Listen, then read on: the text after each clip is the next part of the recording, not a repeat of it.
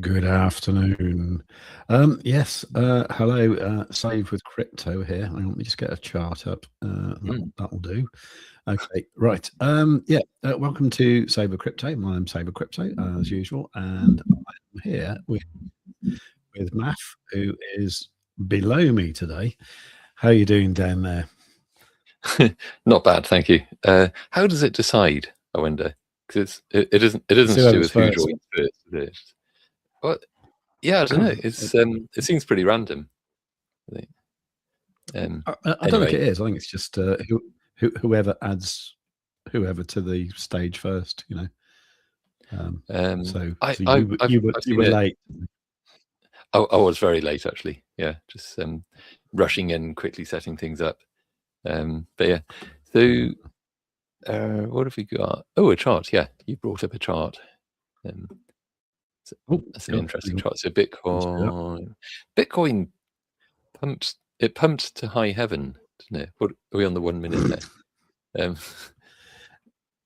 It did. I don't think I'm quite sure why exactly, because there wasn't any particular sort of thing. It just kind of, I mean, was it just obeying, technicals and doing that? No. Right, you are. I think we got a delay here actually because my amazing internet. I am actually going to go back to. I know it's probably a terrible mistake, but I'm going to go back to Virgin Media tomorrow, and see how they get on. The only reason being is sometimes when I've had like big files to upload, I've gone along to our local community shop sort of thing and sat outside there at night time using their Virgin Media connection, and it's actually pretty good. So I think I might have it back anyway. So as of tomorrow, I should have a better connection. Anywho, I'll tell you what. Let me close down.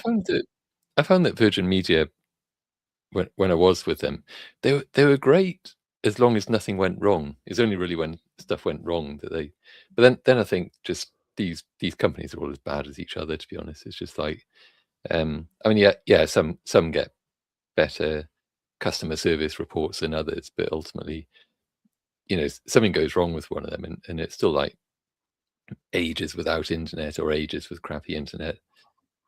So yeah, whatever, whichever one gives you decent internet is probably the one to go with, and if that is Virgin, then yeah. Well, to be honest, the thing that annoyed me most about Virgin was the fact that they kept phoning me up, offering me packages about TV, about television channels. Yeah. Well, yeah, in particular like sports channels, which I have absolutely zero interest in, absolutely none whatsoever. And also they were always saying, we've done a deal with EE and you can have an EE SIM card, and it was always like not as good as what I use anyway, which I use Smarty because they're cheap and good, and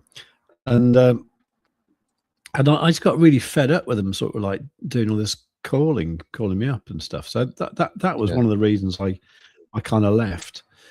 So what happened yesterday was 2 days ago. I signed up with them again, and then literally within 3 minutes, someone phoned me up saying, just wondering if we can improve on the package you've selected. We can offer you all these channels or whatever. And I said, look, I used to be with Virgin, right? And one of the main reasons I left was because of calls like this, and it's literally been less than 3 minutes, and you've called me like, hassling me about sort of upgrading my package, which I don't even have yet. So could you not? Could you not? Yeah. Anyway, so he kind of said, okay, I'll make a note that we'll never call you again. I said, that's brilliant. I said, if you want to talk to me about internet, that's fine. I don't mind that.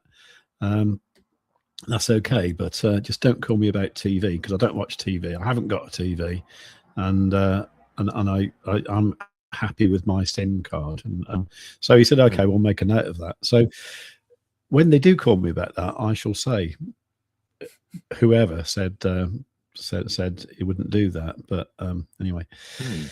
Oh, right. Anyway, yeah, so the thumbnail today, that was us. I must say, you looked about 12 years old on it. And then did you see it? Thank you very much. Oh, I haven't actually seen the thumbnail, to be honest. Okay. It was basically you and me looking up. It was you and me looking up, well, meeting God, who was holding a big green candle. And okay. Bit worrying. And when you put it like that. So you sure this is heaven? And yeah, and what was I going to say? Yeah, so basically saying, you know, was that really a God candle? I think it was, actually, wasn't it? Okay. Anyway, it happened because a few things, really. I think Trump said something. He said something like, "We're going to buy lots of Bitcoin," and something else. Can't remember now. You know, some crypto thing's going to be good. So everyone kind of was that really the reason? It was really the reason? Because Trump tweeted something, and so Bitcoin pumped. I think it was one of his. I think it was a live speech, actually. I was actually, so I've been working away in Teignmouth the last couple of days, and in fact this morning, you know, just got back actually, and it was, oops, and it was literally when that's scary.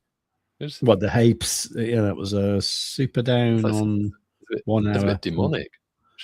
Yeah, super down on the 1 hour Bitcoin. I'll have a look at that in a moment. Sure. But in fact, I'll look at it now actually. So he said that technically wise, I did note that that on the 6 hour time frame. Oh God, it's well done it now. Yeah, I did notice that. When was that? That was a few days ago, wasn't it? So we were starting to get all these bullish crosses, like this one here, this bullish cross of the yellow 21 EMA crossing over the green 55 EMA on the 6 hour time frame. That happened on Wednesday at like 1 o'clock in the morning. Yeah. And I was thinking, oh, that should be quite good. And then kaboom, off we went. So now that bullish cross is also there on the 12 hour, which happened at like shortly after that, really. And then even on the daily, we've now got a cross there on the daily. Okay, which is phenomenal, really. I wasn't completely prepared for this. I did have a trade open on that Bitbase thing that I was trying out the other week. Now I can actually can I show you? I don't know if I change to right. So this trade's closed now, but hey, but you can see that worked out all right actually, because that was, how do I do it? Hang on. Because this is a trade that it was kind of like only a 10x kind of thing, and it had been like been open for about a week sort of thing. So I've been quite underwater with this one. It had been like 65,242. I can't remember why I entered there, you know, but this came out quite good. It was like 59% profit. So that was $425. This is cool because this was the 500 trial funds they gave me. So I actually haven't put any money into this account. Yeah. So this is quite good. Now the thing is about this is what I was complaining about the other week, and I was saying, look, I'm not going to promote this because, like, I mean, the actual offers for users were really good, especially like new users. The like really super generous like sign up offers. But what it had a thing where I can't show it at the moment because I haven't got a trade open. But I suppose. Oh, is this the dragging, the stop loss and that sort of thing? Yeah, yeah. Oh, they implemented it. Brilliant. Wow. They did, yeah. I actually, apparently, because of the little video that I sent to him, where I said, I can't promote this because it's got really basic functionality missing, you know. Yeah. So they clearly had an emergency developers meeting. So I would like to think so. I can't believe it's me moaning about it. I mean, I've also noticed that like Wiz and Dave on the other channel, they're promoting it now. So I was thinking cause I was thinking that the other day. I was thinking, why are they doing that? Because it's like, you know, obviously because they've had a massive bung of money, you know. But but I was thinking, even so, it's still pretty crap. But then I looked at it. Well, I looked at it yesterday. I thought, oh, they've actually put in the take profit and the stop loss, and you can move them around. I need to get in a trade just to show you, don't I? Should I do a little short or something? Yeah, just do like a cheeky little number. Should have a quick look on Quadzilla, and just see like even on the 1 minute, see if there's some signal or other that might guide it a little bit. Okay. So so it's not totally random, like a bit of live trading. Yeah, for sure. Yeah, no, because anyway, but the point being is they did implement those changes, which is great, because now it's actually it's a viable exchange. And obviously, it's been nice for me because I've almost doubled. I think I have actually doubled my money. I think. Hang on, let me just have a quick check. Let me just go back here. So I was given 500 to pay with. I haven't put anything in it. So is that where it is? Wait for my internet to load. Come on, I've got nothing in there. Hang on. So there you go. So my balance is actually 1,154. So I've actually doubled the money. Not seeing anything. Cool. Okay. God, that was a bit slow to come through. That appeared like maybe 3 or 4 seconds after you said the amount on the screen. It's amazing. There's obviously a big delay here, isn't there? Yeah. I think what you're saying about going back to Virgin Media, that's the right answer, isn't it? Because it's just. I think so. Because I've already got the connection into the connection into the house, so that'll be all right. So yeah, so balance now 1154. So I've doubled that amount, which is quite cool. Also means that I get to keep the like not the original 500. Actually, the 500 is now down to about 470 or something. So the rest of it I can keep for myself. But I'm obviously going to trade it and try and turn it into 1 million. Well, obviously, yeah. But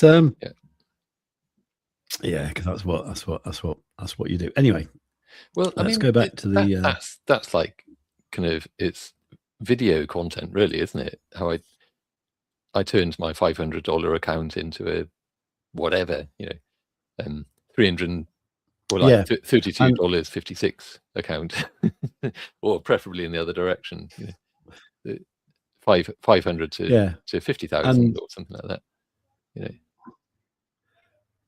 Absolutely, yeah. And what actually happened last night? I actually started making a video about Bitbase, and I was going to say, "Oh, this is brilliant." Well, I started off saying, "This is great. They implemented the changes that I said it needed."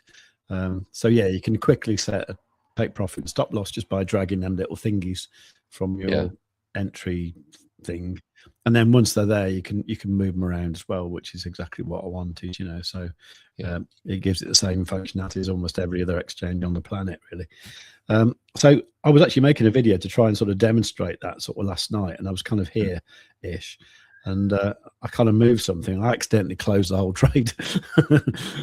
So I'm a little bit miffed about.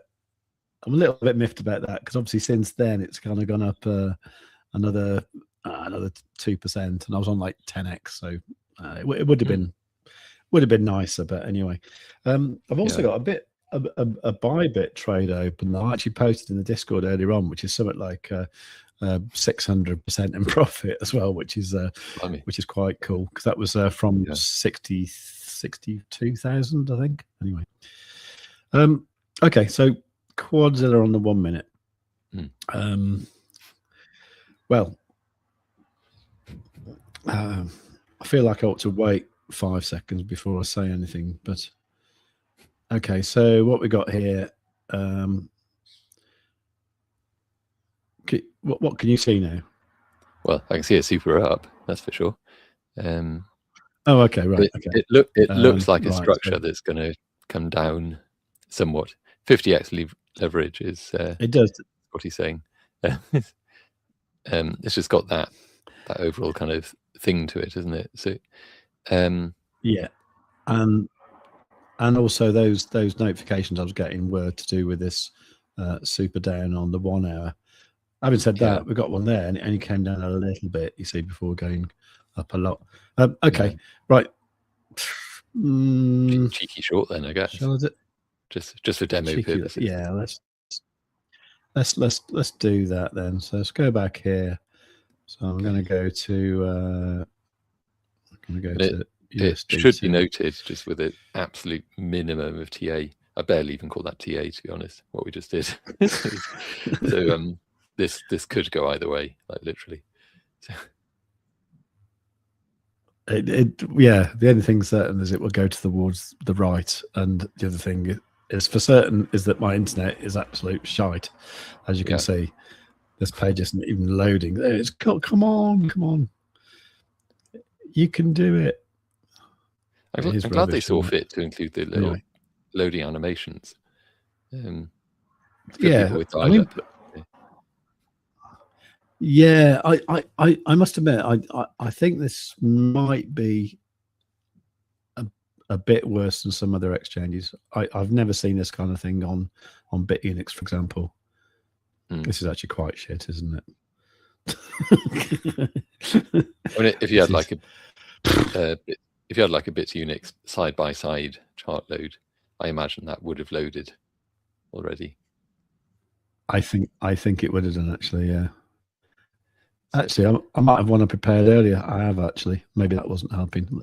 Right, I'm going to abandon this one, and I'm going to. Oh, hang on. Have I just stopped streaming altogether? No, you're still here, and we're still here. People are still here. No, right. Hang on. Let me. Oh God, it's a bit base, isn't it? We're looking at.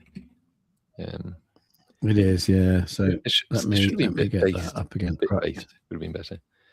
Anyway, right. Your base, so can you see that now? Oh, hang on. Something's coming up. Okay. Yeah. Right. Okay. Right. Yeah. Anyway, so right. I'm going to do a little long here with no planning whatsoever. Oh, you're going long. I'm just going to pick. So you're not short. Sorry, no, I meant short. Sorry. I am shorting. So. Good. So I'm going to pick a little. Good, like submarine pilot or something.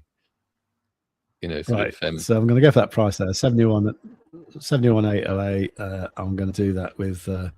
I don't know, a little bit. Yeah. Actually, I do wish. Does that? Oh yeah, it does tell me the cost there. Okay, so let's do. I don't know. We'll do $100, something like that. I'll do, isn't it? Okay, $100 on 10x leverage. Open short. Confirm. Okay. So I'll set a limit order there. I should have probably done a market, shouldn't I? So that it would like fill straight away, and then I could demonstrate things. But I can probably. Oh, sorry to go on. Jump in. So I was just loading Bitbase just now. I'm not signed up or anything, but it did the same loading thing. It took maybe 4 seconds, and this is on a sort of. Did it? Like this is on like Godspeed internet. With like full fiber to the door, etc. That's amazing. So not, I mean, it wasn't like, oh my God, when's that going to load? But it was there. I was like staring at the loading thing for a little while. So I don't know. It's just. Oh, that's interesting. Shall I? I think I'll feed back that information actually. because I thought it was just me. So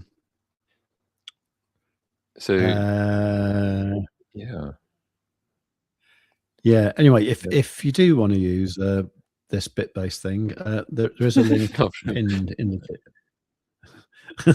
yeah, don't just go. No, if you do want to use it, then if you go to the link that's pinned in the chat, or the link in the description, I am trying to sort out which campaign to do with the fella. There's basically 3 different ones. I'll get them up a bit later, and I'll show you. But there's basically it depends how much people want to deposit. I'm tempted just to go for the lowest one. So like, you get something if you deposit $100 and then sort of try it out, and maybe you get $20 or 50 or something. So because I think that's going to be our sort of audience, rather than people sort of thinking, oh, here's an exchange I've never used before, let's stick $5,000 in. I can't imagine people wanting to do that. So I am probably tempted to go for the lowest option. But I'll get the others up in a bit later, so I can show you what the options are. Then I can. So you're going to add like a SaveWithCrypto.org/bit. I was going to say Bitunix, Bitbase. Bitbase. I've done one of those. I've done one of those already, but just in case people don't like them, I've actually put the actual Bitbase thing there as well. But if you go to SaveWithCrypto.org/Bitbase, it will also go there as well. It will redirect to there. Oh, okay. We could add a banner, create a banner. Okay, let's do that.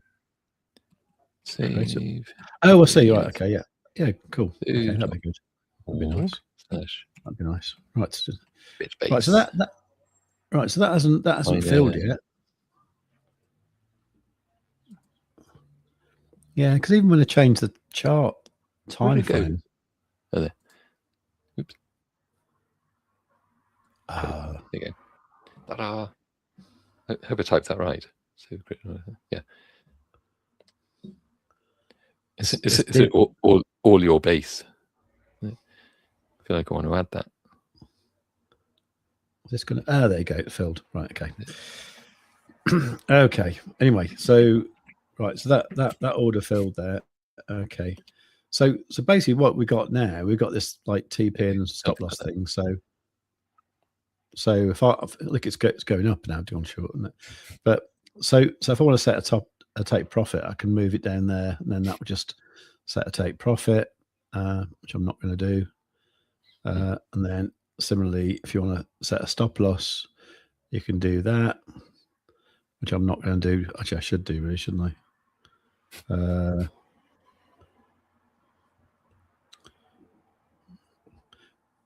Where should I put a stop loss? Well, I suppose start with it just far away, and then you can drag it to where you want it to be. Now that it can do that, let's put it up there. So that would lose me $7 if it hit there. So I'm all right with that. I'll say confirm to that. Okay. So that's that. Take profit, I'm going to leave that open for the time being. But yeah, so we got that thing, and then once you're there, you can move this around, which you couldn't do before. So that's really good.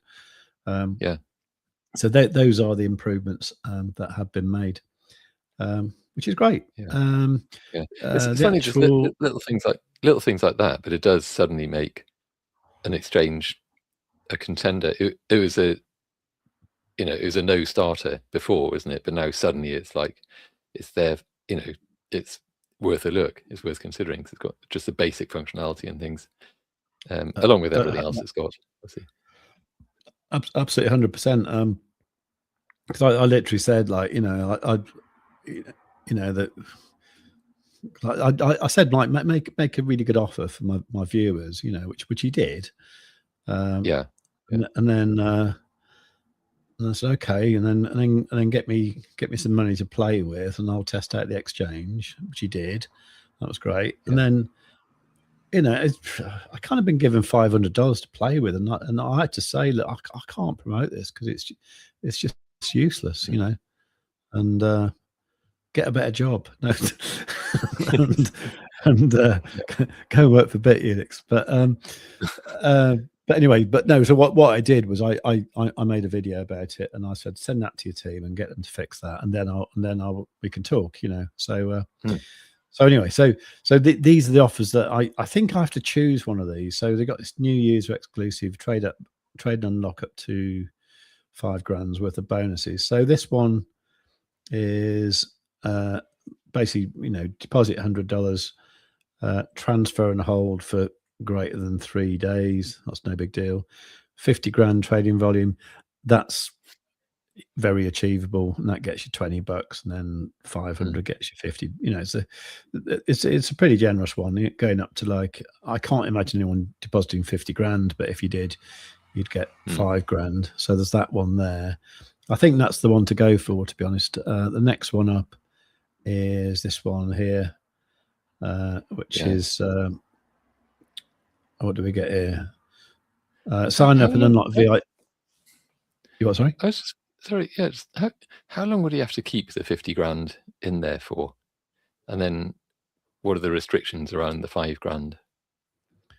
I wonder. Okay. I'd be happy enough if I could just deposit 50 grand for a little while, but keep, and then kind of, Oh, okay. Yeah. But keep the 5 grand in there then to trade with, Yeah.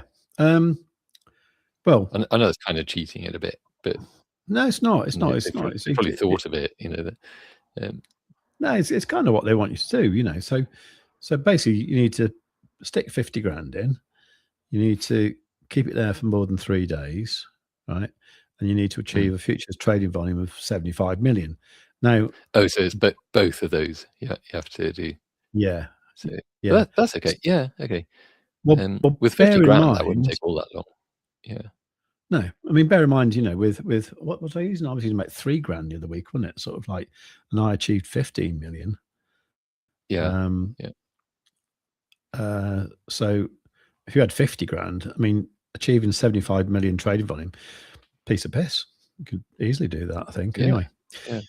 So 8 grand is $1,200 you get. Yeah. If you get 15 million, that is actually that's amazing. It's not just doable. That is good. Anyway, so that's the 5 grand offer, and then you've got the next one along, which this one here. I mean, this is pretty cool. I will say though, he did say that he can give me VIP things to hand out anyway for people that I like. So I think we can do the sort of thing. Counts me out then. Damn.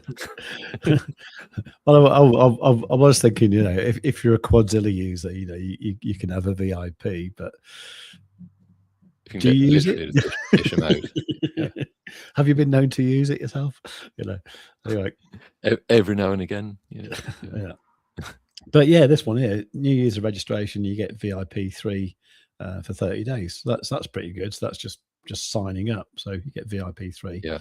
That'd be pretty cool. And then this one here, you got these deposit bonuses again, which so these ones, these ones are bigger, aren't they? So that obviously goes up to like 150 grand, which I think that's quite a special person who puts 150 grand into a crypto exchange. But that would get you a 10 grand bonus. So this one's feasible. I think people might like the VIP thing maybe, and it's still got the $100. Yeah, that's the same as before, isn't it? So these ones are pretty good. In fact, I think these are all the same, aren't they? No, they're not. What was one? It was 8 grand to get 1,200, wasn't it? So yeah, they're similar. But as I say, the VIP thing, I think we'll be able to give that out anyway. For like, people in the Discord. Say you're in the Discord, do a deposit of, I don't know, whatever we decide. So I think at the moment, like the first one is more appealing. And let's just go for the super one, which is a 20 grand bonus. So with that, you get same thing, VIP 3 for 30 days. That's pretty good. But again, I think we can have these to hand out. so the deposit and trade. So this one, I mean, yeah, if you got 300 grand, you can get a 20 grand bonus. I can't honestly see anybody doing this. So I think what I'll say is let's go for this one, the first one. Let's do that. And basically for people in our Discord, DM me, and so I've just signed up to Bitbase. I've made a deposit, and I'll sort out a VIP something for you, and we'll take it from there. Anyway, that's my shilling of Bitbase done. Let's have a look how my trades do. It's probably like they got TradFi. I just realised. Yeah. Actually, most exchanges have actually. I was doing what was I doing? Broadcom yesterday. Avgo, you know. And we're back to this loading thing again. But anyway, so you got. I wonder if these exchanges, these bit exchanges, all use the same kind of like you know how like you find insurance companies on like Money Supermarket or whatever, and you go, oh, that's a good deal, I'll go with that, and then they're not actually the one you go with isn't the insurance company at all. You know, the underwriter is like some other company. They're just like a flashy label in front of it.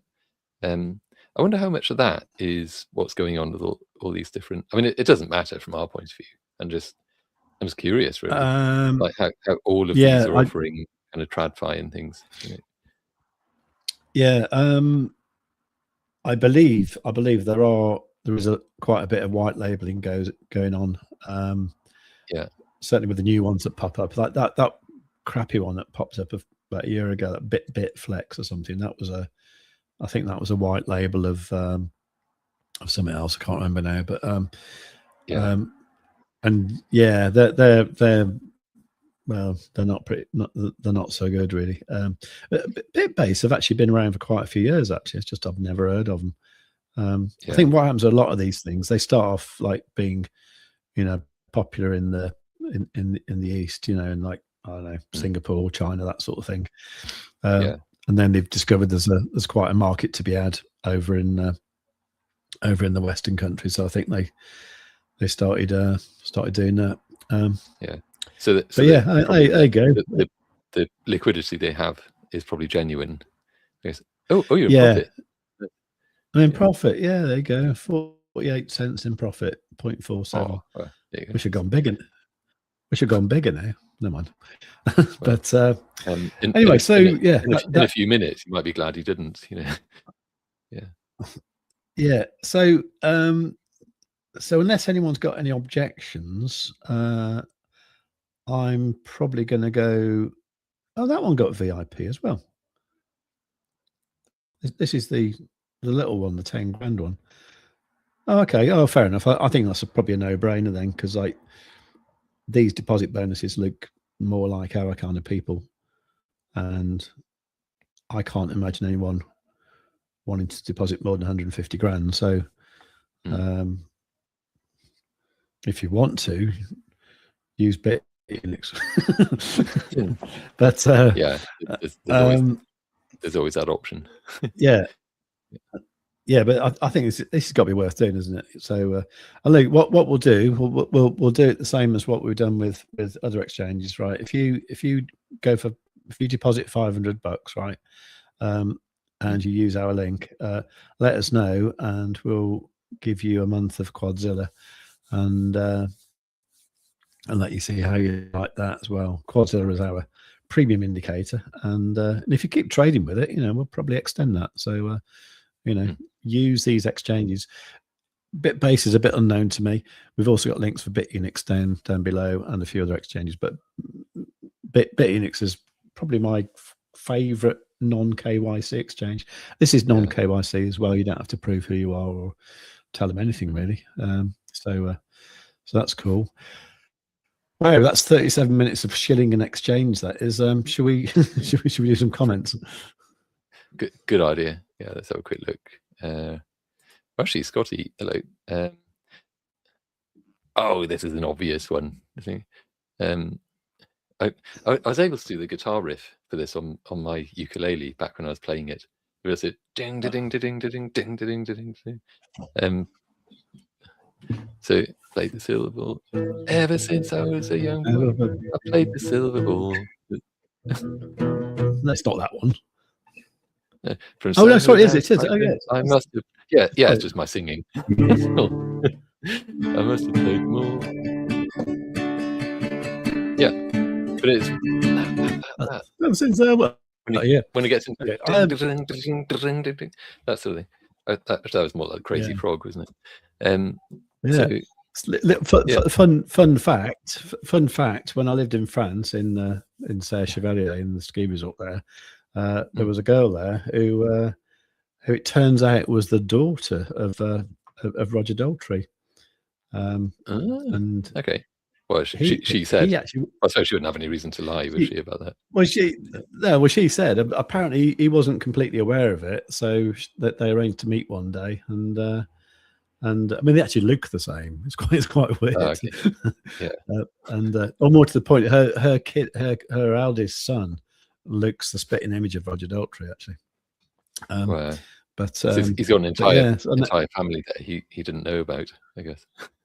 Yeah, and it's good because the Who played in Lyon, and she got tickets, and there was pictures of her backstage with a long lost dad, who just happens to be Roger Daltrey, Yeah. So, but anyway, I mean, without cool. casting aspersions or whatever, I hope she did well out of that as well. She's always had a few quid, actually, and to be fair, I don't know if she did well out of it, but she's always worked hard and still does. She sort of but I mean, I really do mean without casting aspersions, because I think if it turns out that somebody is your parent, then you kind of need to have kind of all the good things that someone who actually grew up with them would have had. I think. I hope that doesn't come back to bite me sometimes. But you said, and I got it recorded, that I would have all your money. See, anyway, so KB, hello, afternoon. I think we went through a few of Scotty's comments. So the Bitcoin is at $10,000 since Jim Cramer said he's selling on his Bitcoin. Yeah, brilliant. Yeah. So and hello, Kaz. Have I missed much? Just a lot of shilling. But to be honest, Bitbase is pretty good. Bitbase is growing on me, I think, from what we're going through there with the fact that it's got TradFi, is obviously non-KYC. The deposit and trade bonuses were pretty good. So, but also high. Made me start shilling again. So withdrawal limit £50 a day. Yeah. So it's got to be a catch. So initial claims to 206k. Oh, is that today? Expected 1788k. Probably is. Let's check that actually. Pinball Wizard, the Who, Keith Moon, what a drummer. Yeah.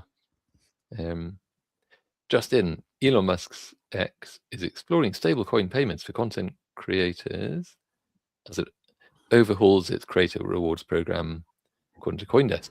Oh, okay, yeah, nice. Is that us? Can we be content creators for SpaceX? For SpaceX? Well, just for X, even we'll probably do. For X, yeah. Yeah. As in SpaceX AI or whatever. But I guess we are. We're kind of multi-streaming to all sorts of platforms, including 2 X accounts. By the way, if anyone's watching on one of these different platforms and wondering where everyone is, that's basically why. We kind of spread it a bit thin, really, across all of them. But yeah. But there are comments flying by, honest. So if true, that would put stablecoins directly into the payout rails of one of the world's largest social platforms. it would. Still trying to work out if that's a good thing or not. Like how much, you know, of our kind of general payments and stuff can centralize control of those. Does Elon Musk get? Quite like the guy, but anyone who ends up kind of like, I guess thinking about like the X app or the X wallet or whatever, which would then end up being kind of a social credit score of some sort. But anyway, that's the comments. Done with the comments. Cool. Yeah. There you go. I'm 1.22% up. Oh, nice. Okay. Right. Anyway, so I suppose what we should do is this.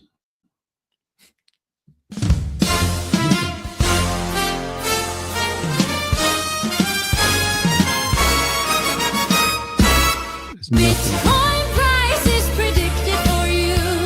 Save with crypto and math. Bears and bulls will dance and move. Altcoins, shortcoins, stocks and forex too. Math and save will surf the wave.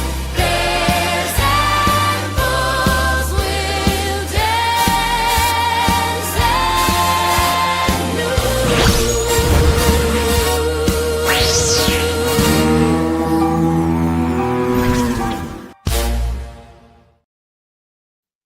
God, I'm going to be so glad to get rid of PlusNet tomorrow. I really am. PlusNet, yeah, for definite. Okay. Oh, so you people may not quite realize this, but I'm now sharing the screen, even though I'm showing virtually the same thing that you were showing, except without a trade. I know. So it kind of really confused me actually. So like all of a sudden my where's my it's turned trade into gone? a Windows machine. So No, my computer's turned into a Linux machine. My God, yeah, it will never work. Yeah. Okay. Yeah. So anyway, yeah, Bitbase. I think I'm going to sign up. I'm going to check it out, just kind of see what it can do and so on. Well, use that link. Use that link. Shall, yeah. The TradFi bit, I think, is kind of what's maybe got me interested in that, because there you go, little Tweety Bird things, that Space Invader thing. To be honest, I'm less interested now. So that isn't good, is it? I thought that was just me. Okay, so I think I'm going to have a word and say, yeah, that's quite hideous, actually. Yeah. Imagine your position. Maybe I shouldn't dwell on it too much, but your position's in a hell of a loss. You're like, gotta get in there and just close it, and it's good. Please wait, and just sing a little cute song or something while it's loading. Cute animation. Yeah, every second. Every second counts, doesn't it? Yeah, exactly. I'm gonna. I'll have a word about that. Maybe tell them to move it off the GoDaddy server or whatever. Yeah, exactly. What do we got on TradFi then? Oh, Meta. Let's have a look at Meta. So, okay, 4 hour. Are they doing good? I mean, I suppose a bit of ranging, bit of compression there. That looked something that tried to kind of try to return to the upside. It was a bit of a like almost a sort of continuation pattern there to the downside again, but it kind of beat that, which is good. Wicks down, rejected sharply, came back up. Now it's like there was a real kind of brave effort to try and push the Meta price back up again after that big drop.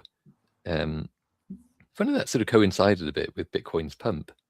So, glad there's a bit less of a correlation now between Bitcoin and the I suppose the FTSE, is it FTSE? Whatever, the S&P, etc. But anyway, yeah. So that might come down. So what else? I was gonna look at look at TradingView in just a second. I just wanted to mention first. Is it this one? I think so. Do go and check this out actually. So backtesting with trade stories will make your trading consistently profitable. Little something that I chucked up on. Here's a little something that I chucked up. You threw up. Yeah, exactly. Onto my Medium page, mafftopia.medium.com, and kind of tells you all about trade stories, which are essentially just the way to write down your trade setups, your strategies. And as it notes, writing your trade set of strategies is hard. The very act of writing down the criteria, like when you're going to open a trade, when you take profit, it forces you to really think about the details. It's like, oh, hang on, oh yeah, okay, what should happen? Like, you know, fair enough, you got a kind of a way to open a trade, like when this thing happens, then open the trade, but like what position size and where's your stop loss going to go, and also the exit criteria, what's going to invalidate that. But trying to capture all that in something that's repeatable, so you can apply the exact same setup consistently, and then thus be able to like backtest it and things. So that's kind of what this is all about. It's just, so this particular article, it's like an introductory one about that. It goes talking about kind of why we want to be doing that, the stuff I was just talking about, and then it gives an example trade story. They look just like user stories from the software development world, but the idea is that each of these keywords, like given, when, then, and so on, is asking a question. So like when you write down the trade story, you kind of ask, you're answering that question. So given is like overall, what's the setting, like what has to be true, you know? So like, in other words, kind of what's the market regime really? So like, are we ranging, are we in an uptrend, downtrend, whatever? And then the when, so like when this thing happens, that's the trigger that gets you to enter the trade. So you can stack these, so like, and some other trigger and some other trigger. So those all have to be true for the trade to be opened. Except, so regardless of those, if this thing is the case, then that invalidates the trade. So that's like, you know, what happens, like stop, don't do it if that's the case. That's your invalidation. But if it's all good, then go long with that position size. You could expand on that a bit and say, like, you know, talk about the risk factor, the choppiness, and so on of the market, and you know, that, so you can put like various numbers. Stop loss, 3% or whatever, until in this case relative volatility index. So, you know, it's like whatever, you know, you put in the details that you want, or something else. The unless is like that's your early get out clause. So you've opened the trade. If this thing happens, and close early. So it just kind of makes you think about all these different things. Then it's like, you know, boom, written those out. You got yourself a trade setup that's repeatable, and you can backtest it and so on. So that's kind of what that's all about. And why is it important for consistency? Bunch of reasons why. It's worth reading this, honestly. And so, and then just goes into like how you write a good trade setup. So your thought process might be things like when you usually open a trade, the market conditions, where the trade tends to be profitable, the invalidation that we talk about, you know, when you usually take profit and exit the trade. Just kind of capture these things. And so like notice like usually and tends to is in there a lot. So a trade, because a trading strategy is personal to you, as it says, and your own trading style. So what you're trying to capture among all the specifics that you write down is basically how you like to trade. Is your trading style. So you might change that style depending on the backtest results. But the point is to capture that first and then kind of adjust it with the backtesting telling you as you go along whether that's going to work better or worse. So and blah blah blah. So and then having gone through all those things, so these are kind of like self-guiding usually. So just takes you along the correct path and so on. So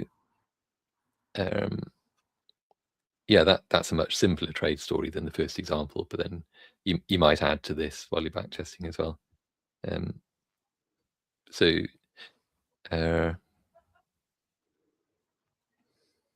you can also put in things like given, like the thing about if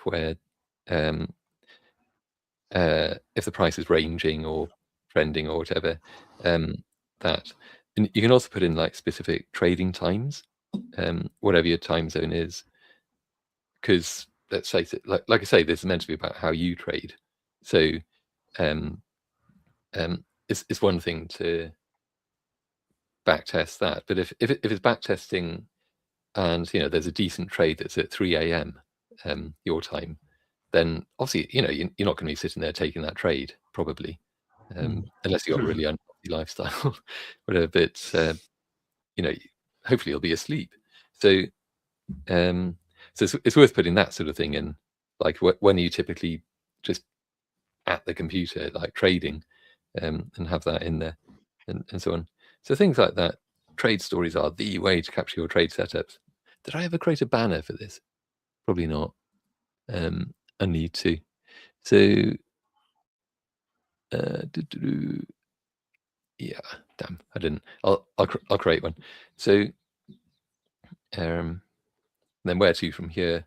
Go to the SaveWithCrypto Discord, follow that link, and talk about trade stories, your trade setups and things, and go to this live stream. So where to next? Here, you are here, and yeah, there's that, and also go to Mathtopia on YouTube if you want stuff about science and technology news. So and that's that. So the other half of that, which I haven't really sort of talked about much because it's still in development, but there's a AI trading side of this, which I could briefly mention, or should I just bring up a chart? Maybe I'll bring up a chart first. I don't want to bore people too much with all of that. This is Bitcoin on the 1 hour. Oh, sorry. Yeah, there is one thing. While we're here on the chart, my script is going to show. Oh no, actually, sorry. Just needs to reload. I think. Whatever. Just reload. Bring it on. There you go. So this. So my eyes. Are you still around, by the way? Just to make sure that. I am, yeah. So I'm just trying to be quiet because if I talk, it'll probably be delayed. Therefore, sound like I'm talking over you. So I'm just being quiet. Feel free to butt in. It's all right. It's totally good. What, like this? It's pretty much exactly like that. How dare he? So yeah, this I just cobbled this together this morning. I say I cobbled this together. Actually, not this morning. Sorry, it was last night. I just remembered yesterday evening. But this was I was kind of playing around with that in the background this morning. But yeah, market regime, because the whole thing about saying like, okay, this trade strategy is really best suited to, like, when the price is ranging, or when the price is is in an uptrend or a downtrend, whatever. You can usually eyeball that sort of thing. Like here, obviously, whole amount of ranging. The price is compressed. It's in a state of compression there. clearly ranging, and they're clearly trending. It's in an uptrend, ranging a bit of an downtrend, then bit of an uptrend, you might say, on that bit. So, but it's just about being able to sort of capture that stuff in a programmatic way, and that there are and the reason being so that you can then kind of backtest strategies that are specifically about are they about is the intention of a particular strategy that you only trade it when like in a ranging market regime or whatever, that sort of thing. So if you want to be able to backtest that automatically, then you kind of need to be able to determine that in your TradingView Pine strategy or whatever. So as it turns out, there are different ways of doing this. So this I AI'd this, the initial version of this script, market regime. I mean, that's a script that I'm going to just publish this. I'll chuck it onto TradingView, so people can just go and have a play with that. But in any case, it's kind of if we go into this, then so regime detection and settings. So ADX is kind of the standard way, apparently. Excuse me, sorry. There's a choppiness index and efficiency ratio. So three different ways essentially to kind of detect what the market's regime is. So and then for each of those calculation lengths, I think the standard, the usual default is 14, but I've changed it to 10 because I think you just get better results. Just playing around it, but if we make it 14, then a bit. Maybe that's better. I don't know. The colors, so like that, you notice there's a bit of a gradient to them. So like you got trending a little, would be that color, which is very transparent, towards a lot, like a lot of trading that goes to that color, which is a lot more solid for the background color. And if it's below a particular threshold, like that trending threshold, then it just doesn't paint the background color at all. So that's just the background on there. So like I suppose if we wanted to, we can make it blue. Should we make it blue? This nice blue color. Make that one blue as well. There you go. It's a bit more kind of relaxing. We don't have to be stressed with bright oranges and reds when we're trading. So essentially, yeah. So the less the price is trending, the more that just kind of fades out and into more ranging kind of thing, and so on. So that's just kind of handy to have around anyway, because you can kind of, it just gives you an instant market feel for what kind of market conditions we're looking at. If you wanted to make this based on a higher time frame, you can do that. So it's currently set just the same as the chart. This is the 1 hour. So say if you want just a broader view, so you could just put it onto the 4 hour, for example. Think and think. So 4 hour is more kind of it looks like it's overall. I don't know really. Just have a look at the 4 hour, see what it's doing.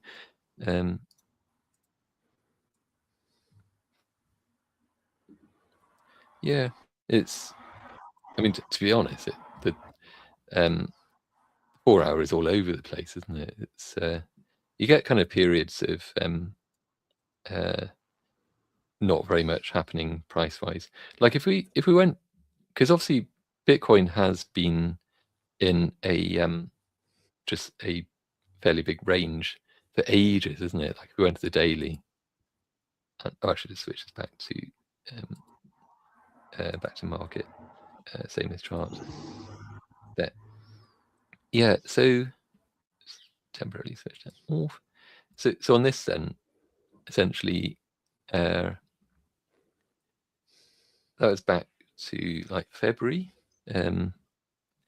Quite a lot of trending. I mean, you could view it as like it's kind of high volatility, really, in that sense, in that there's the price is moving a lot, but in a particular direction, I suppose. But in any case, that's still kind of happening. Finally, it kind of settles down a bit, but overall, I don't know, is that capturing that? Because obviously that there, where's it? Rectangle. That there is kind of a range, isn't it? I think that the detector thing does sort of settle down there. It took a while because there was all of this going on before it, so it's obviously lagging. But in any case, once it started to kind of just noticeably just be within that range, with obviously upper and lower bounds, then the detector just started to settle down and say, okay, yeah, we're in a range now. So all of your trending based strategies, don't do them right now, because this is happening. And then being on the daily, it hasn't really picked up yet the fact that that's now starting to pick up. But we could look at different detection methods, see if they notice that any better, and also just that if I did say I was getting better results with 10. Yeah, there you go. So when the calculation length is lower, so it takes fewer bars for it to pick up. So it has at least noted now that it's in a pretty clear uptrend. So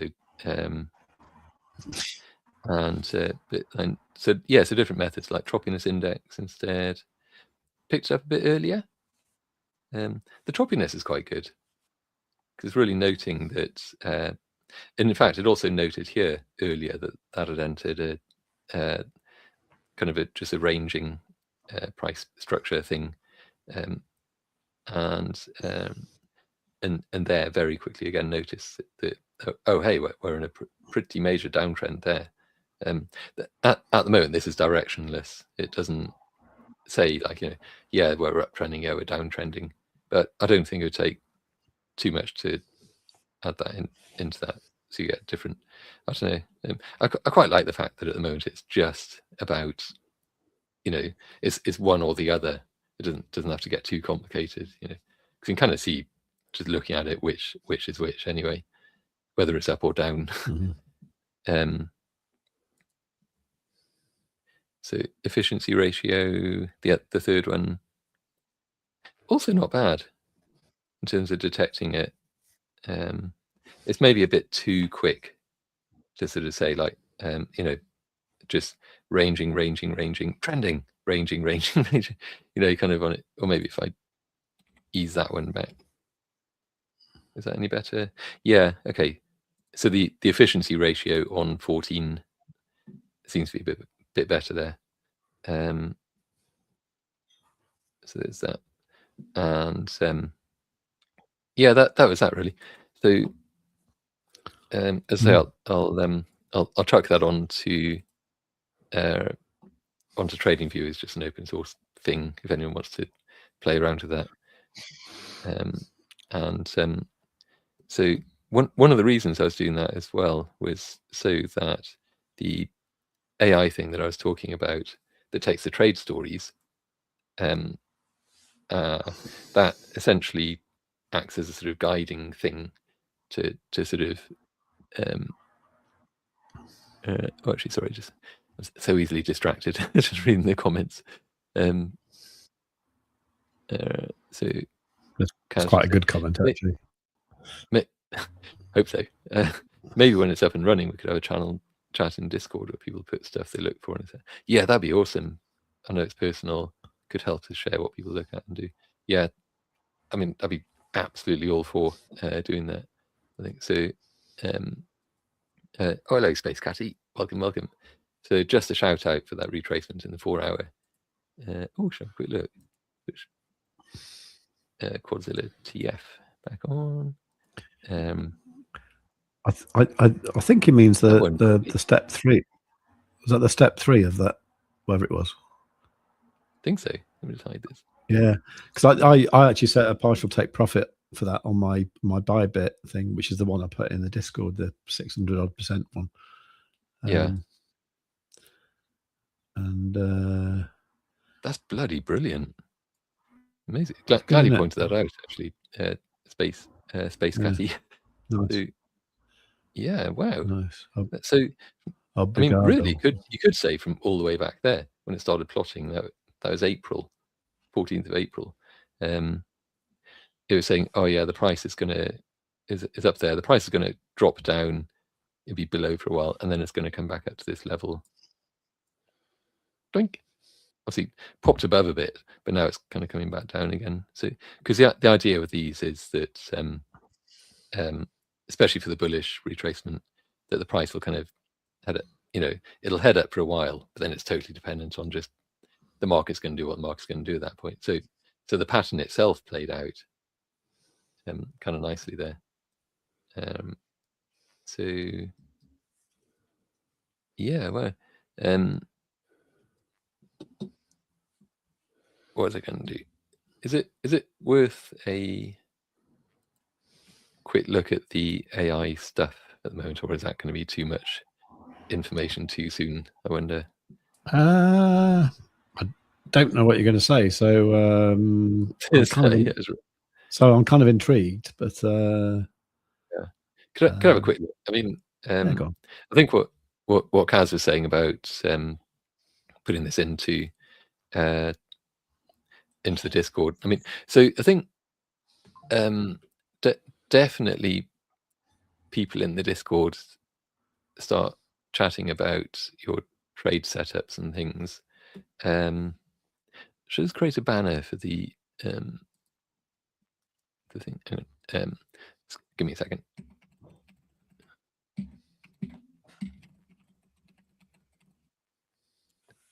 It's that. So if you go there, then that's got kind of like an introductory page to. Well, it's not even an introductory page, to be honest. But it's got links, so it'll link you to the Medium article I was talking about just now, which is like the gentle introduction into these, and it's much that article is much more about just kind of just kind of like writing down your trade setups, your strategies, and why you might want to do that, and just what's the best approach to doing that. What are you actually trying to capture in them, and so on. So do go and check that out, and do post stuff in the Discord about your trade setups as well. So I could bring this up briefly.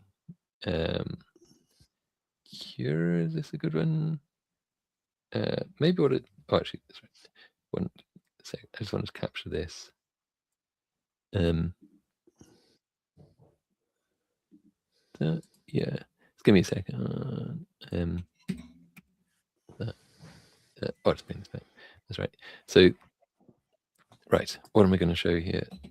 What I could do is if I see this. Oh, you know what? I was just going to run this and it's going to repeat. I could just tell you. So I'll just run it. I'm going to run it from scratch. Demo it. So essentially, what I'm putting together is something called Trade Story System, which is based around Claude Code, essentially. But I think it's going to work equally well with other AI agents and things running locally. But in any case, so this will be up on GitHub. You can just grab that from GitHub. It uses TradingView MCP, which is a separate project, and that essentially has hooks into your TradingView that's running locally, so that it can control it and read it and all that sort of stuff. So rather than just trying to either build on top of that or trying to just reinvent it or whatever, it just has a dependency on it. So you get TradingView MCP and just download it. So it's in a folder next to Trade Story System, and then it just picks it up and uses it. But in any case, this is also set up, so it'll automatically do that for you if you want. So if I run Claude, the setup thing, just quickly show that I was talking about. So setup Trade Story System is, so it checks what Trade Story System needs and installs what's missing. Run this. So like if I was to just like run that, it should say that everything's here. Bloody hell. I'll start with the welcome. Welcome. That's not what it's supposed to do at all. This is the sort of thing that I'm trying to just stamp out. That it should. Bloody hell. Like, it's a McDonald's thing, isn't it? So smile and greet the customer. Oh, I read that out loud. So I shall now smile. You know. Anyway, bloody hell. All right. Working with AI agents is both amazing and transformative, and just utterly infuriating. It's a bit love-hate, you know. So anyways, this has gone through a bunch of stuff. Let me confirm the version, blah blah blah. Check, so I've got Node installed, I've got Git installed. Otherwise it would go off and install those, or offer to install them. So the MCP bridge that it needs in order, that's TradingView MCP essentially, that it needs in order to talk to TradingView. So that's there, that exists as TradingView MCP. Otherwise it would offer to go and get it for you and set it all up. So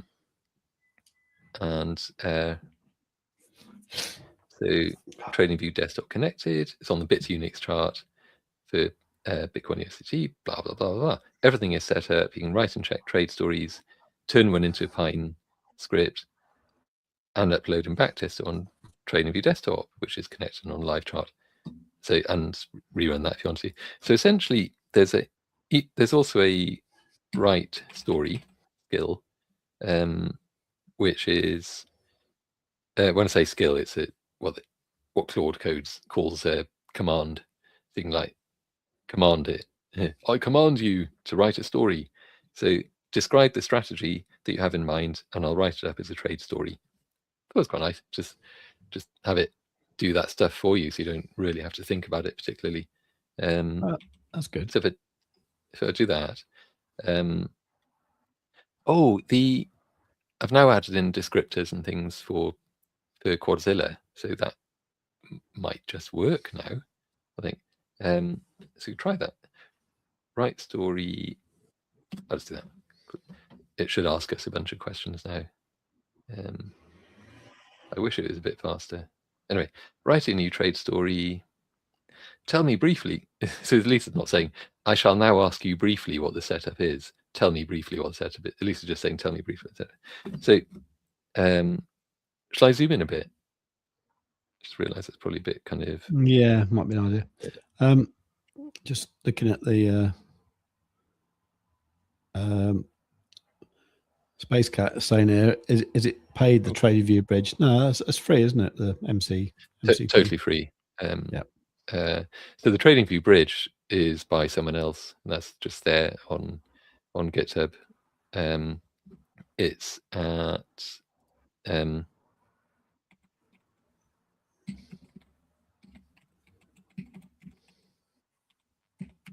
TradingView MCP. There's also, because there are a few different project forks of TradingView MCP, so that's the bridge. Like Lewis Jackson, YouTuber, did a fork of that, where he added a few bits and pieces. So that's Trading MCP. I think, or it might just be, it's something like that anyway.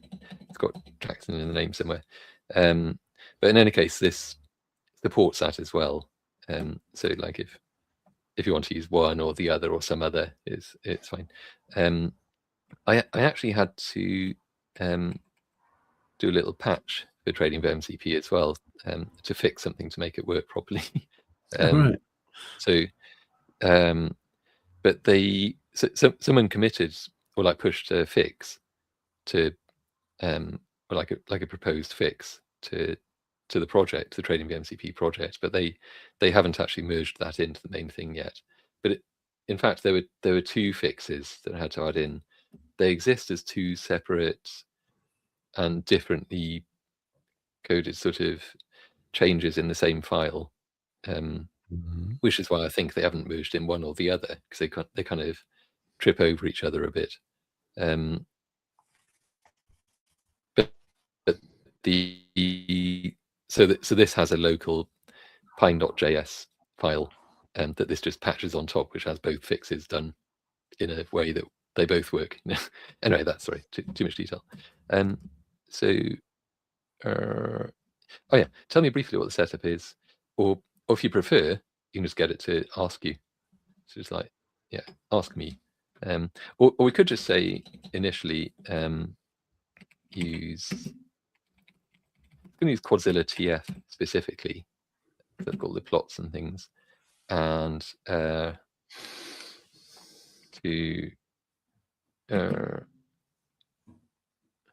go long when either a super up or a stochastic cross up. Yes. I think what else? So you try and keep this in one direction essentially for one setup. So you'd have a separate go short strategy. And anything else on that? We can start with that. You could ask a question. Yeah. So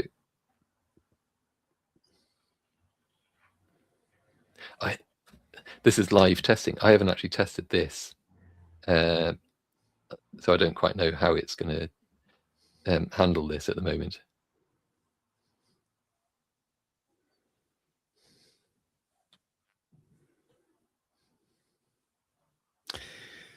And it's taking a long time. That's the only thing. But at least with this sort of thing, you can drink tea or whatever while you're waiting, while it's doing the thinking. So you don't have to do the thinking while it's drinking tea, I suppose. So it has got a descriptor file in there for Quadzilla TF. So in theory, this bit is really fast because I've told it everything it damn well needs in there, so it doesn't have to go grooving for over a minute. This is where these things really are bloody infuriating. What could it possibly be thinking about for over a minute? Okay, both of those are real Quadzilla TF signals, and both are bullish reversals, so they'll bind cleanly. Good. One thing worth settling. They're two separate ways into the trade rather than one trigger. A story covers... No, it's... Sorry, I have to stop myself from swearing. Flippity dipping doesn't. A story covers a single way in. Bull flipping things. So this is why I haven't released this yet. It's still kind of working through all these details, just getting it to not be stupid. The instructions are there plainly. It knows. So like with the trade stories, if I bring that back, you can stack them, the entry conditions. So like where was that other example? Like this. Yeah. So when some entry trigger or other and some other, okay, I see what it's saying now. So it's fair. I was being stupid. So because each of these has to be true. But essentially, what happens is that if two things have to be true, sorry, no, if one or the other has to be true, you can view it as either just put them in one line here, one clause. So it'd be like when super app or stochastic cross app, and that's one trigger. Yeah. Or so you can put in like when super app or stochastic cross app. That's like one trigger. Or you can just create two separate stories and backtest them separately and see which one performs better. Maybe that's a better thing to do, actually. So they'll come back as a warning when the story is checked, and you override it. A story for each signal. Yeah, probably that. So yeah, let's do story for each. Just go with, I'll go with super app, even though I like the stochastic cross as well. Super app for now. So to be honest, that's kind of good. I shouldn't have got frustrated because it did exactly the right thing, as it turned out. So listing existing stories. Why does it have to list existing stories? It should be asking more questions. It shouldn't be showing all of this. That's a lot of text. You ready now? Okay. I'm calling this one Quadzilla TF Super App Long. Okay. So just a heads up, there are default setup in story default. So I think at the moment in the defaults, it's just like the stop loss, just the 3% stop loss as a default. But if we want to put in some other stop loss, we can. So what instrumental market is this for? Whatever you want. Should we say Bitcoin? Because it's offering Bitcoin USD on the 4 hour, but we could say on the 1 minute. Should we say the 1 minute? Okay. On the 1 minute. Okay. Okay. Goes off and thinks for another minute. Right. What must already be true for the trade? So that this was the market regime thing. In other words, like, do we want this to run when the market's ranging in an uptrend or a downtrend? But is anything you'd want in place before? Yeah. So, and you can tell it to explain more, or give an example. But so yeah, should be example. Which should be very quick because it's got an example at the ready. Right, here's a shape of one using your setup. So it'd be like given. No.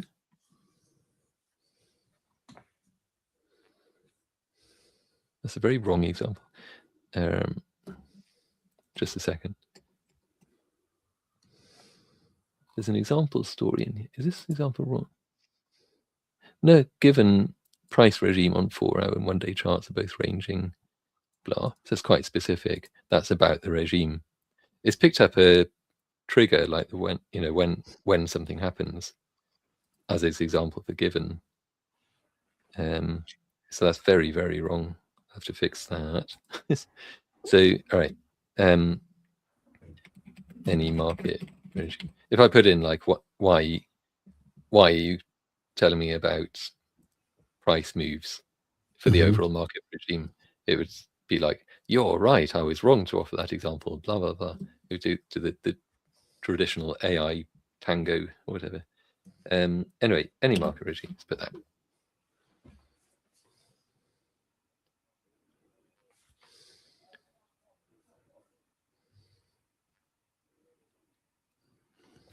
Yeah, I end up saying please and thank you to AI, hoping it'll behave better somehow. I totally started out doing that as well, and then I just realized that they're soulless automatons, and it probably doesn't matter. But they might not be in the future, and they may remember everything that you've ever said. Well, they certainly will. It's true. Yeah. There is that danger.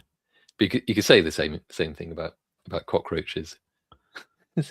After a nuclear war, that they'll rule the world. Anyway, So what's the position size? A fixed amount or a percentage? And any leverage? For example, I don't know what, because I think for this sort of thing you can vary it. You can make it a varying position size depending on the choppiness of the market. But for now, we could just say, think big, USD.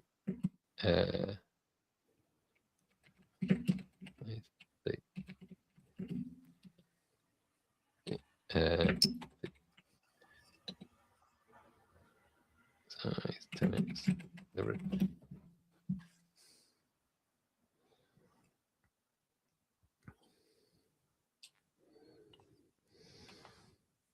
think probably doing it this way takes a bit longer than just writing it down. But you might do this once as guidance. Then after that, I think it'd just be like writing your own trade stories. Could be a lot quicker. So what level or self-contained set of levels should the trade be closed at in profit? Say, explain an example. What level or self-contained set of levels should the trade be closed at in profit? Well, I don't know. So you could probably even just say choose one. Yeah, okay. It's a fair question though. So like, when do we close the position? So we could say like 10% profit reasonable? We could say like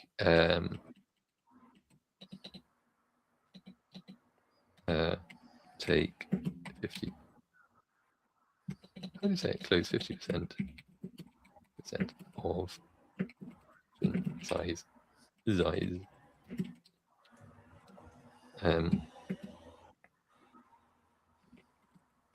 Rest. Something like that. Do you think?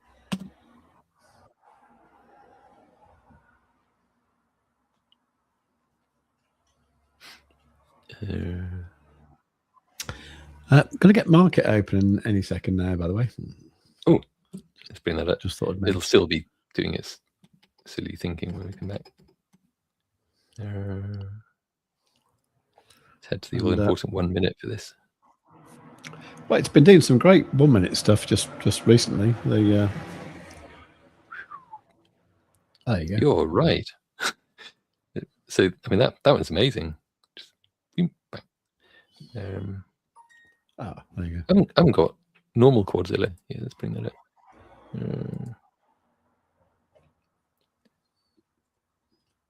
Right.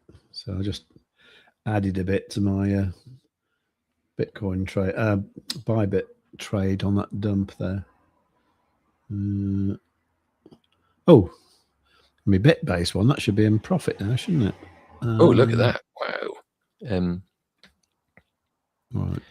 Immediate dump of well, 1/3%, fast approaching 0.5%. It did approach, yeah. Gosh, okay.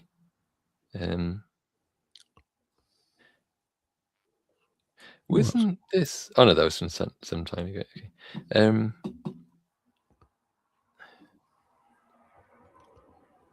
Nice. Nice if you're short, which your I guess your trades, your Bitbase trade was a short, isn't it? Yeah, it is. Yeah, I just noticed something about it though. If you make a stop loss, you can't. Do you want to share? Yeah, sure. I do actually. Sure, let's do it. Yeah. This is something else I'm going to have to query. Okay, you are now sharing. Oh, okay, right, okay. So I just set a stop loss, right? I want to move that to break even. Say, I can move it like say to there, right? But if I go sort of below that, it doesn't move. Oh, does it? So the stop loss has to be in a loss. Is that what you mean? Good. That's what it seems like. Well, I think this is what happened last night. It's meant to be stop loss, isn't it? Not well, this is what happened last night. Insure loss. I thought, okay, well, let's try and do it manually. Let's go for something like 71,686. So Yeah. so let's get rid of that. Then come down here. And then I'll say stop loss 71,686. So that should give a $1.73 profit. So it lets me do that. Yeah. But you They can't just do haven't tested their UI feature very, very comprehensively. and can I move that? I don't think I can move it either. That's weird. There's something not right there. Yeah. Because to be honest, they've obviously added kind of like, validation logic into the UI itself, rather than just relying on the kind of like the server side rules engine, whatever they got to do it. So and they're disagreeing with each other.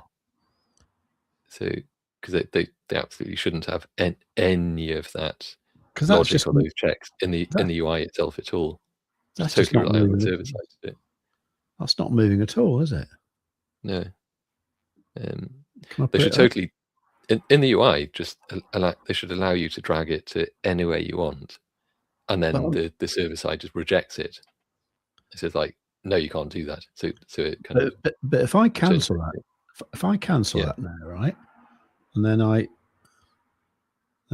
add a normal stop loss there, right? Okay, so that's just there. So I'll lose 65 cents. Confirm that. So there, if I want to move that, it moves, right? But I can't move it into profit because it won't go. Yeah. But I can move it. I can move it close to entry, but not beyond entry.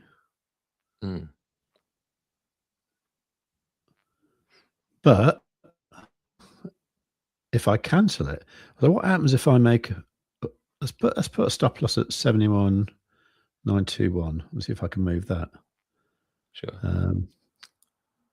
Well, I mean, it might be my crappy internet connection, but what did I say? I don't think so, because it was actively just not letting you do it, isn't it? Right. Let's go for 71,921. Okay. Sure. Okay. Successfully. Right. So there it is. Now, can I move that? Yes, I can. Okay. Can I move that into profit? No. All right. I take back everything I said. This doesn't actually have the functionality I want. Again. So close. So close. Right. I think. Sorry, guys. I think they could fix that. They could fix that pretty quickly, I think. But yeah. I think they can. Yeah.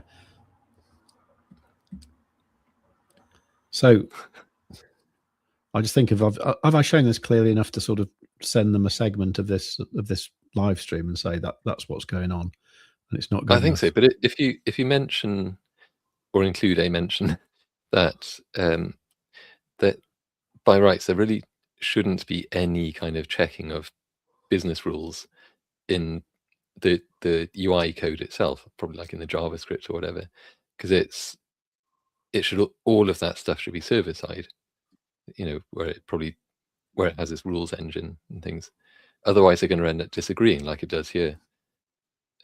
So right in the UI, it should let you drag that to wherever you want. Then that gets sent to the server. The server rejects it, and so the UI just goes, "Oh no, you can't." And it goes back to where it really is, because as long as they've got one set of UI side rules and one set of server side rules, they're gonna disagree at some point, like they are here. So there you go. Yeah. Okay. Well, I just dragged a take profit down there, and it took profit. So, yeah. There you go. Made $5 there. Yeah, that isn't. There you go. Buy myself an ice cream. Can't I? And a free interesting. Okay. Yeah, there was a good bit of live testing of that, and it will be good to show them that. And I will include your bit that you just said there. Sure, but for them to use or ignore, so up to them. Yeah, But fix it however they're going to fix it, you know.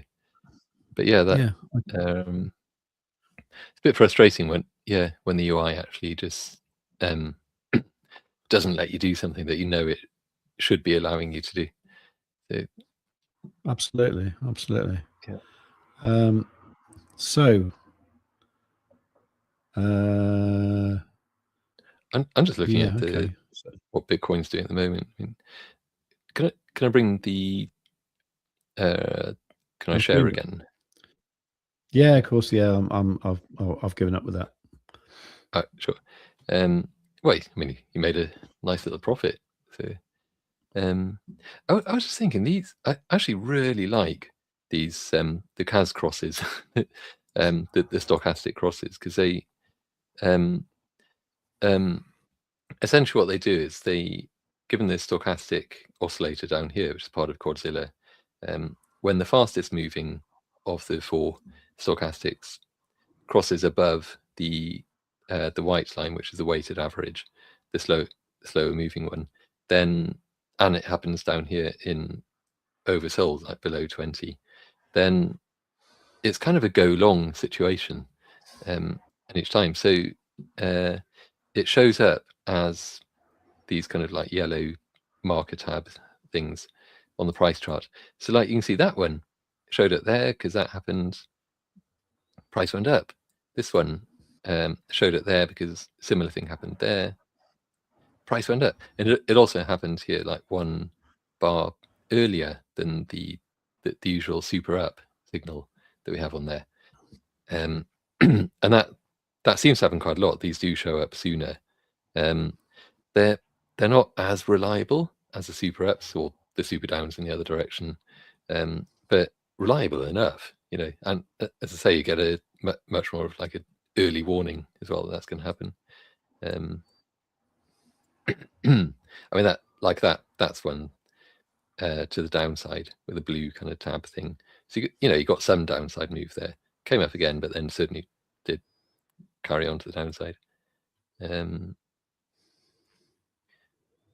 meanwhile, the retracement levels are cooking. And that one's ideal. Just like had the down, up, then down. So that would have been a tidy short to open just there, and another $5, you know. And that one as well, really kind of down, whoomp, down. So I dread to think what's the. Oh, actually, Scotty's just saying, why am I not seeing these yellow up indicators? Indeed, they're part of the next version of Quadzilla that's coming out very soon. Probably because I'll kind of finish up what's there over the weekend, and then you have that early next week, I think. Are we going to have alerts for them as well, or not? Yes. Wicked. So, well, I mean, in the sense that anything which is plotted in the indicator is there as an alert anyway. But so, and these only actually live in Quadzilla TF, not in Quadzilla down here. Because obviously Quadzilla itself is a bit full up. So, but in any case, I think they belong up here anyway. So you can have them along with the super ups and downs. So if we go into that, so at the moment they're over here, but I'm going to maybe jiggle things around a bit. I'm not sure. So yeah, what was I going to say about yeah, alerts? If we go to add alert on Quadzilla TF, so it's this sort of thing. So you'd say, so choose Quadzilla TF and stochastic cross up or down, so that they're just there. And so say if you want to be alerted on the stochastic cross up. For this, what happens is that when these fire, so what happens? Are you around? Yeah. Sorry. Yeah. Sorry, I was getting distracted by my my ByBit trade. Sorry. Oh yeah, sure. So yes, what you about? yeah. So I mean, if you do need to quickly close a trade or open it or something, then do. No, it's all right. It's all right. It's all good. Yeah, sure. Okay, so setting up an alert for stochastic cross. I'll go to it. So you go to like adding an alert, and so obviously choosing Quadzilla TF, and you say, so choose like stochastic cross up, for example, and so when it does the plot, it's the price of when that happened. So the thing that the alert will alert on is the price. So you could just say like is greater than 0, greater than value 0 will be the thing. But then to make it make sense when you receive the alert is, and the reason for all of this is because within Quadzilla TF we can't, TradingView doesn't allow us to add custom alerts into this type of indicator. It's just a weird restriction, but it's just kind of how it is. Okay. So anyway, you just do it like this. I was going to put together a few little short videos on this, just saying, you just do bang, bang, bang, bang, bang, these things to set up the alerts. Anyway, so you'd have message. So you click into that. You'd have like it's actually on the 1 minute, isn't it? You'd have stock cross up 1 minute. Maybe just put the same again. So TradingView has put in like Quadzilla TF greater than 0 on Bitcoin chart. But we can just do the same. Apply, and then so trigger once per bar. I think, if I remember, I'll have to check. I think these might be only on the bar close up, but I'll check that before this is all released anyway. And yeah, notifications. So in-app, toast, sound, blah, not an email because it's 1 minute. So create, and if I go to alerts, it's like here's some I created earlier. So things like bull retrace and bull reparation and so on. So now add a stock cross up. Let's add a stock cross down. I wonder if I can just kind of, does it let you modify? Does it let you clone it? Click that. No. Oh, if I do this plus, no, that's it. I'm sure there's a way to do that, to clone, like copy an alert. I don't think there is, actually. It'd be really useful if there was, but I don't think there is, actually. Yeah. Anyway, oh well. So yeah, if we go back into this, so Quadzilla here, I think. I don't leave that there. So Quadzilla here, add another alert for the other direction. So we added the up, so let's add the stochastic cross down, and it'd be, so is going to be greater than value 0 again. Interval same as chart, and unfortunately we then have to do this bit again, which is why I was hoping to be able to just copy it. So this would be stock cross down on the 1 minute. So apply and create. So now we've got 2 on there. Probably should have done that at the start of the stream, so that might have pinged. But actually, when was that one? 109. So anyway, and that's basically it. So now, as soon as there's like a stochastic cross up or down occurring in the 1 minute, you'll get the alert. You can set similar things here for the retracements as well, because there was a oh, actually, I was kind of saying there's a save alert preset but I don't know if it works. Ooh, okay, it might be that. Space Catty saying that there's a way on that menu of alerts. There's an option called duplicate. Oh, is there? Where?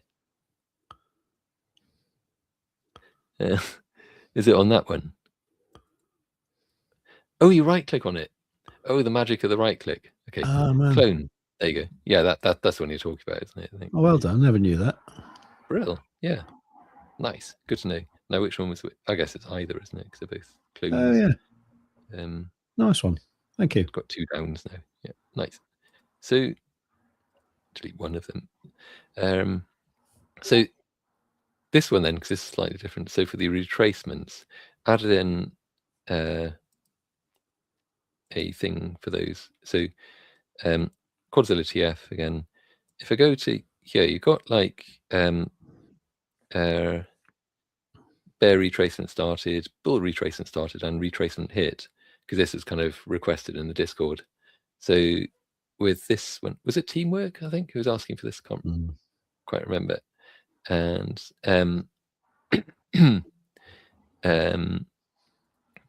duplicating my. Yeah, I think it's probably just if it's all like they translate and they for different well, obviously languages and so on.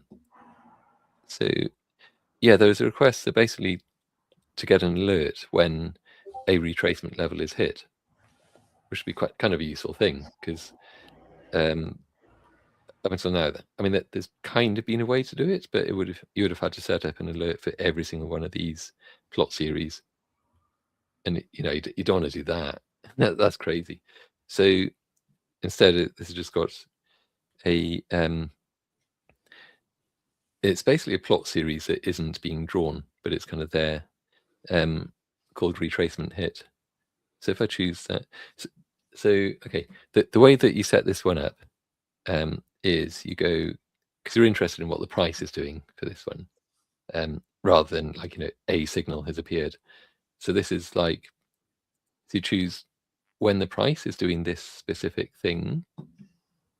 So when the price is doing this specific thing, then so I think it would actually be crossing. So the price is crossed. So instead of value, you go back into Quadzilla TF and you say retracement hit. So I might rename that just retracement level. Yeah, in fact, I'll put retracement level. So you go, price is crossing the Quadzilla TF retracement level. It'll be then ping the alert. But in here, you'd put price hit retracement level. And like so that's intentionally not distinguishing between the bearish or the bullish retracements, because you probably may not necessarily care too much. It's just like, if a retracement has been hit by the price, then tell me about it. So that's kind of what that does. So now there you go. So it's appeared. Unfortunately, we don't really have any retracements open on there. I wonder if there are any on the. Let's have a look on the 5-minute. So Kazzy's put some stuff about the alert presets in the Discord. Actually, some screenshots about that. So that's pretty cool. Yeah, definitely. Thank you for that, Kaz. That's awesome. Oh, do you mean that you have put some in? Or, yeah. They're there now. I'm just looking at them. Yeah. Oh, brilliant. Okay, I should go and have a look at those later. Very cool. Very cool. Thank you. Yeah. So I think that that's probably a bit about it. Oh, that's rocketing now. Oh gosh. We do need a retracement to just be there for it to go and hit, so we can get the alert. No. Anyway, so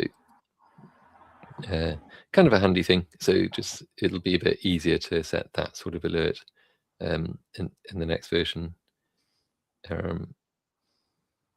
And might be kind of done.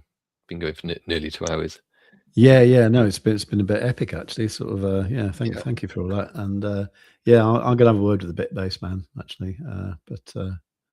That was Yeah. so close, wasn't it? Just nearly got it right. But It was. Yeah. yeah. Oh well. Yeah. But as I say, I think Awesome. it looks like it should be a quick fix. They've obviously just like rushed a new feature into it, which is good. They're kind of being responsive, I think. Yeah. And certainly making things happen a bit quicker than other platforms I could mention. Yeah. But That's true. yeah. So we'll get back to you in 6 months or whatever. Yeah. Soon. Right. Yeah. Awesome. Yeah. Thanks for your input, Kaz. That's great. Yeah. We'll talk about that in the Discord and stuff. Right. Thank you very, very much for everyone coming along. Thank you for your input today as well, Maff. That's excellent. And thank you, Scott, and everybody else. Space Katie, KB, I think, was there for a bit as well, wasn't he? Yeah. This is true. So just reading through that. I find you kind of work out which using them. Yeah. Okay. Yeah. Can't remember what that was. What that was. Probably. Actually, yeah, totally can't remember. So something interesting anyway. Oh, this got to. Oh yeah, I forgot about that. All right, me too. But I suppose it kind of generally got the idea with this. But anyway, what are the 10% to 20% measured against? I forgot what I said. Your stop loss is written as 10% of entry price. Stop loss default. So that's one already on the price basis. Where is it? 10x leverage, 10% profit splits into two quite different. I suppose it does, yeah. So well, I think when you say 10% profit, that always kind of means off the entry price, doesn't it? So like you're not going to be like, it's obviously it's not going to be like 100 and 200% profit, not the way we trade anyway. So it means item 2, I think. Just put that anyway. So it's quite right that it's asking for disambiguation on that. Okay. So it's like, what exactly do you mean? And that's kind of the point, we're just pinning it down. So last one, is there anything that rising early should get you out before? So in other words, the invalidation, a signal turning against you. But now I'm just going to put, oh no, for the time being.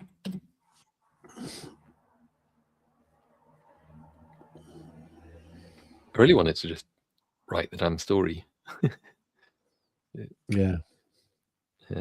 Because the other things after this then are that, well, like even if you write your own trade story in there, then in fact to show that you can just kind of write ones. It's called like story examples. There's actually it's working folder. So under stories, you just kind of build up all your stories, like so all these sorts of things. Quadzilla TF super up long. Oh, is that the one I just wrote? Yeah, that's nice. I clicked onto that by mistake. It's written it. There you go. The story's written. I'm having it. So it's actually carrying on now. There's stuff that you don't really need to know, but it's kind of cool. There's a review story sub agent that's running and actually reviewing what this agent has just written, which is kind of nice. And so anyway, this is what it's initially written that it's now having reviewed. So given the Q&A just now, given any market regime, when a Quadzilla TF super up appears, go long. with fixed 100 USD position size, 10x leverage until 10% or 20% ROI, taking 50% of the position, 10% ROI, then the rest at 20% ROI. There you go. So because the until and the taking kind of go together, they're like a matching pair. If you don't include the taking, it defaults to just 100% of the trade position. So you just have the until. So that's that. Yeah, so other things you can then do after that, because there are other commands. There's, if you've written a story, you can tell it to verify the trade story. It goes off and checks it. You can say upload it into TradingView, where it'll like run it, and in fact TradingView will automatically backtests it as soon as it's there. And then there's kind of backtest, but in any case your backtest on TradingView not built yet. But what this will actually do is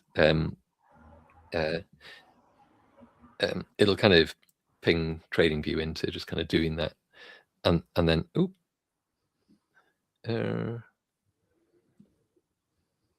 not right now. Make it stop now. And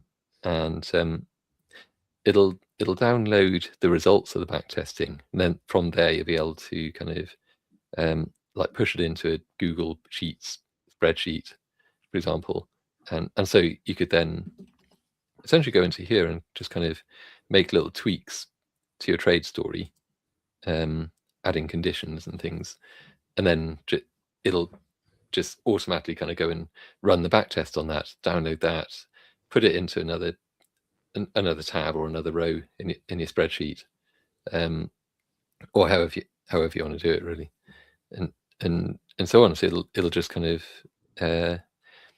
allow you to do all of that. Then this has also got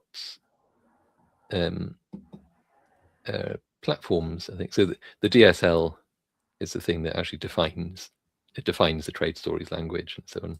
Don't have to worry about that. There's that MCP patch that I mentioned, that it automatically patches TradingView MCP with a fix for that.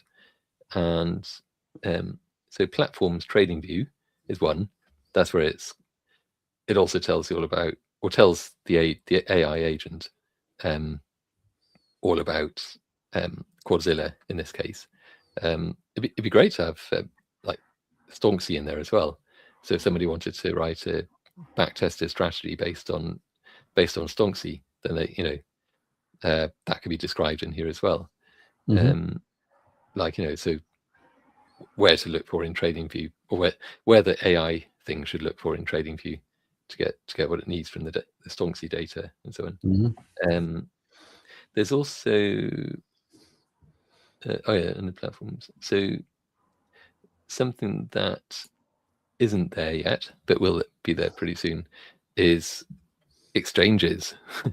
So that like with Bitunix, for example, that they have an API. So this could just automatically hook into Bitunix. So once you've fully backtested your strategy, this will then be able to just automatically trade it, which is kind of exactly how it should be, because the whole thing with the TradingView strategy is that once you've gone to all the trouble of like backtesting it against real historic data, made sure that it's sufficiently profitable, then if you're manually placing the trades, you have to be like really, really careful not to just kind of like read other stuff on the chart too much and just kind of decide, oh, I don't know about that other thing, I think I'm not going to place this trade because something else, or this trade setup is saying that I shouldn't place a position here, but I think it's looking good, I'm going to place the position, I'm going to open the trade, Right. And that just makes it something different from all the stuff that you backtested. So and then it's also very easy to like miss matching trade setups during the day, that kind of thing. So So I think I'm rambling on for too long. So you need to go. I just have a quick word with someone. Hang on a sec. Yeah, sure. Yeah. So that's essentially that. I think what's yeah, so what I'm getting at is that having gone through all of that, if you have to be robotic about placing your trades, then you may as well get a robot to do it anyway. So that this approach, ultimately, that all of these different roads, I guess, is that way to say it? That this road leads to automated trading as the logical end goal for the whole thing, and it'll be a backtested strategy that works exactly how you want it to be trading and so on. So I think Space Catty is saying maybe you could use ByBit to get data to do the backtest without TradingView. That could be cool. That'd be quite nice. At some future point. In the meantime, we've got TradingView anyway. So, well, there's Honeydew, nice pint. Yeah, I'd quite fancy that. Cheers, lads. See you at the pub. Yeah, maybe that's where we should be headed now. I think. So, that was that really. I think we're finished. So, Oh, okay, right. Yeah. Right. I'm not sure what I missed there, but I'll watch it back. But yeah, okay. Right, thanks again. Right, yeah, we definitely need to have a bit of a session with this trade story stuff. I think that's probably for sure. In the meantime, everyone, do just go and check out that link to get started with it. Just kind of, it'll tell you kind of why you should be writing down the trade setups. If you're not already, you might well already be doing that.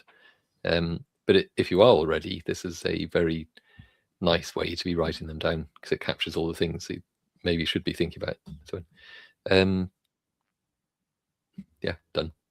Okay, brilliant. Right, yeah. Thanks again, everyone. Thanks for sticking with us for so long. It's actually quite a few people. Rambled on. All right. All right. Right. Take care. We'll be back tomorrow, unless maff is exhausted. No, sleep for 3 days now. Yeah. Same time tomorrow. Yeah, that's the plan. All right. Yeah. Right. Take care, everyone. See you soon. Bye, maff. Bye. Hang on.